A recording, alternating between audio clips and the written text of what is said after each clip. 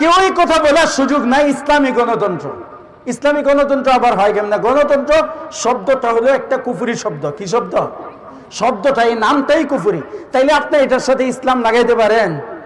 আরে ইসলামী কুফরি আছে, ইসলামী শিরক আছে, ইসলামী মাদক আছে, কি বলেন? নাই তো। কি গ্রহণ পোলা হয়েছে একটা কাকের মতো কালো, নাম রাখছেন লাল মিয়া, লাল হয়ে যাবে? অনেকে আগের একটা প্রথা ছিল, খুব সুন্দর হইলে কো মানুষ এটা মুখ লাগাই দিবে, এই জন্য নাম রাখে কালু, রাখতো কালু, কালু মিয়া। কেন? কো মানুষের মুখ লাগাই দিবে। আসলে কিন্তু লাল টকটকে। আপনারা জানেন উজানির একজন পীর সাহেব আছে, এই কি নাম,